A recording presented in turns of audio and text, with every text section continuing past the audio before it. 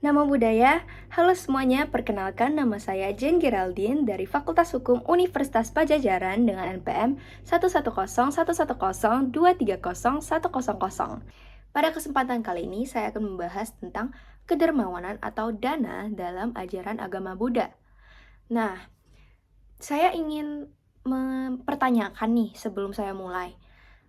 Apa sih yang terlintas di benak Anda semua ketika saya menyampaikan tentang berdana? Kalau aku sih berdana itu kayak berdonasi gitu loh. Jadi kayak ke panti asuhan, panti jompo, ke wihara gitu sih. Nah, benar sekali nih yang kamu sebutin tadi. Tapi tahu nggak sih, berdana itu bukan hanya sekedar tentang berdonasi tentang uang, materi, dan sebagainya. Tetapi masih ada banyak lagi bentuk dana lainnya.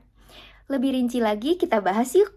Jadi, berdana dalam agama Buddha memiliki peran yang sangat penting dan juga nilai yang sangat bagus. Nah, untuk apa sih? Untuk pelepasan tentunya. Dalam pelaksanaan berdana, seseorang mengembangkan sifat kedermawanan, bentuk dasar dari pengorbanan untuk menghilangkan kekikiran. Dana berada pada posisi paling tinggi yang dalam penjabaran dalam khotbah, kayak dhamma secara bertingkat, dimulai dari khotbah tentang memberi, khotbah tentang perilaku bermoral, dan juga khotbah tentang alam surga yang menjelaskan tentang bahaya, kesia-siaan, dan juga keburukan dan nafsu indrawi. Tapi aku kan cuma mahasiswa, apalagi aku anak rantau. Gimana sih aku bisa berdana kayak uang saku aja kadang nggak cukup. Kadang setiap hari harus makan telur lah, terus makan nasi sama kecap. Itu gimana dong? Nah, itu pertanyaan yang sangat bagus nih teman-teman. Siapa saja itu dapat berdana? Mulai dari anak kecil sampai orang dewasa, terus dari orang kaya sampai dengan orang miskin. Di awal kan aku udah sebutin ya, bahwa berdana itu tidak hanya secara uang atau materi, bisa juga berdana itu seperti volunteer. Nah, jadi teman-teman tuh bisa jadi volunteer. Nah, seperti ini nih. Kemarin baru aja kan kita melaksanakan Katina ya, KMBD Unpad itu melaksanakan jadi volunteer nih di salah satu vihara di Bandung, Lembang. Nah, juga itu tuh ada dari beberapa univ lain.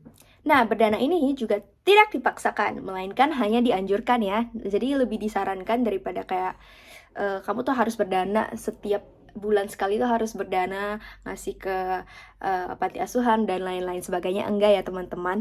Nah, jadi ini tuh hanya dianjurkan kayak sebagai kewajiban awal sebelum melakukan kewajiban yang lain nih. Ketika tiba di alam surga, pemberi akan berhidup berbahagia dan mereka akan senang dan menikmati hasil dari ketidakegoisan tersebut, yaitu dengan cara berdana. Nah, aku mau kasih salah satu contoh lagi. Berdana itu dapat kita lihat dari keluarga mahasiswa Buddha Palembang.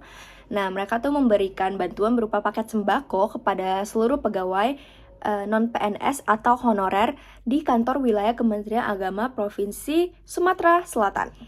Tapi setelah aku memberi contoh-contoh orang lain, aku juga pengen nih nge-share pengalaman pribadi aku dalam mengikuti Katina di kota aku yaitu Medan. Ini contohnya.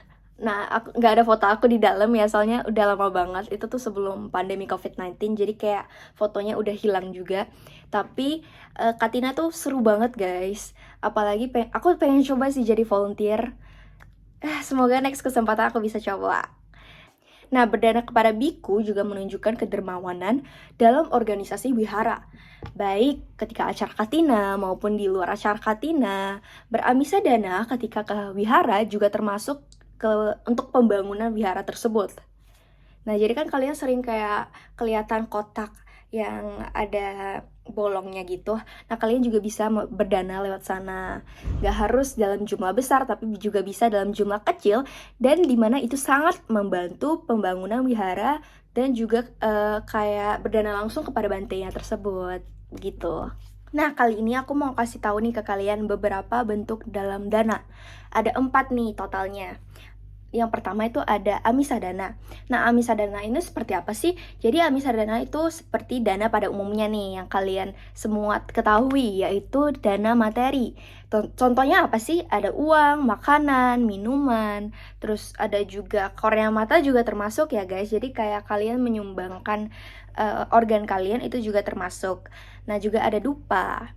Yang kedua, kita ada paricaya dana atau dana dalam bentuk tenaga. Seperti yang tadi aku kasih tahu ya, kita jadi volunteer itu juga salah satu bentuk berdana. Yang ketiga adalah abaya dana. Nah, dana ini berbentuk memaafkan. Jadi misalnya kalian tuh kayak ada masalah, terus kayak ada cekcokan sama teman kalian. Nah, kalian juga bisa nih berdana dengan memaafkan teman kalian yang berbuat salah kepada kalian. Terus abaya dana ini juga ada termasuk rasa nyaman dan menyelamatkan kehidupan makhluk yang terkena musibah. Nah, jadi kalian juga bisa beri bantuan kepada teman-teman kita yang sedang mengalami musibah. Dan juga kayak misalnya bencana alam, itu juga termasuk ya guys. Terus yang terakhir ada dhamma dana. Nah, dana ini tuh dalam bentuk ajaran seperti ceramah, terus menyetak buku dharma, terus ada juga video. Nah, aku mau TMI lagi nih. Dulu pas kecil aku tuh suka banget baca buku-buku dhamma, kayak cerita-cerita gitu loh. Jadi ini nih contohnya. Banyak kan bukunya. Sebenarnya tuh masih ada beberapa lagi, cuma udah gak ketemu soalnya udah lama banget. Dulu aku juga sering kayak mintain mama aku untuk beliin buku-buku ya. Karena kenapa? Karena menurut aku tuh buku ini dikemas dengan cerita yang menarik dan juga membantu kita memahami lebih dalam mengenai ajaran agama Buddha, yang pastinya di dalamnya banyak banget manfaat yang bisa kita dapatkan, apalagi kalau itu dikemas dalam bentuk kartun ya, animasi. Itu pasti cocok banget untuk anak-anak kecil. Sekian dari pembahasan tentang dana atau kedermawanan dalam ajaran Buddha. Terima kasih atas perhatiannya. Namo Buddhaya.